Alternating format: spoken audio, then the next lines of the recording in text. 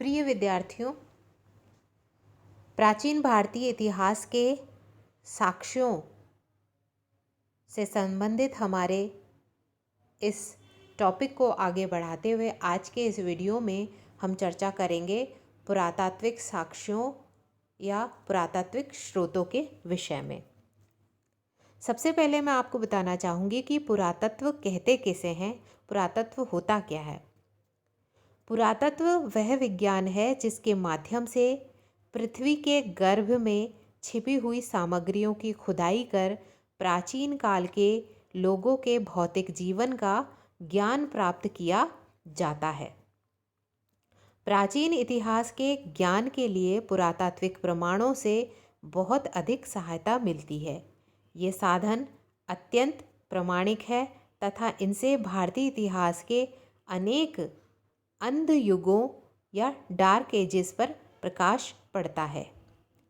जहाँ साहित्यिक साक्ष्य मौन होते हैं, वहाँ हमारी सहायता पुरातात्विक साक्ष्य करते हैं। पुरातत्व को अंग्रेजी में आर्कियोलॉजी कहा जाता है। यह यूनानी भाषा के आर्कोइस अर्थात पुरातन तथा लोगोस अर्थात ज्ञान से मिलकर बनता है। इसका शाब्दिक अर्थ है पुरातन ज्ञान अथवा पुराना ज्ञान। भारतीय इतिहास के साधन के रूप में पुरातात्विक साक्ष्यों का योगदान दो रूपों में हमारे सामने उभर कर आता है।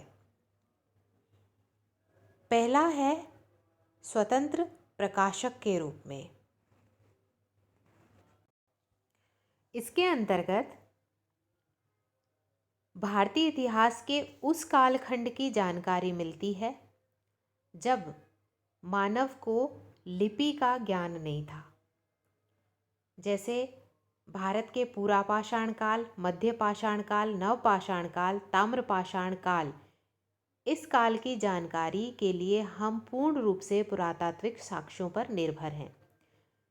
इस कालखंड की जानकारी के लिए हमारे पास पुरातत्व के अतिरिक्त अन्य कोई संसाधन नहीं है।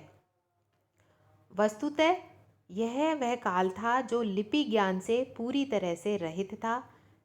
इसमें हमें संपूर्ण काल की जानकारी इन्हीं पुरातात्विक स्रोतों से मिलती है। इसलिए यहाँ पर पुरातात्विक साक्ष्यों की भूमिका स्वतंत्र प्रकाशक के रूप में दिखाई देती है। इसी तरह से जैसे सिंधु घाटी सभ्यता है, क्योंकि सिंधु घाटी सभ्यता में लिपि का प्रचलन तो अवश्य था, परंतु उस लिपि को आज दिन तक पढ़ा नहीं जा सका है।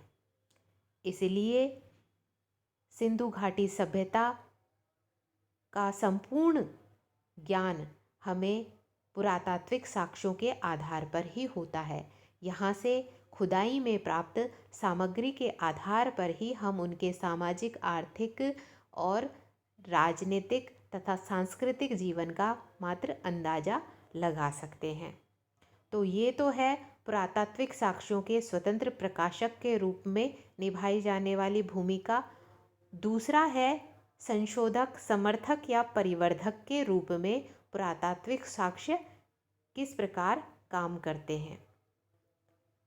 संशोधक, समर्थक या परिवर्धक के रूप में पुरातात्विक साक्ष्य साहित्यिक साक्ष्यों से ज्ञात सूचनाओं की या तो पुष्टि करता है या फिर खंडन करता है, अथवा उसमें संशोधन, परिवर्धन अथवा परिमार्जन करता है।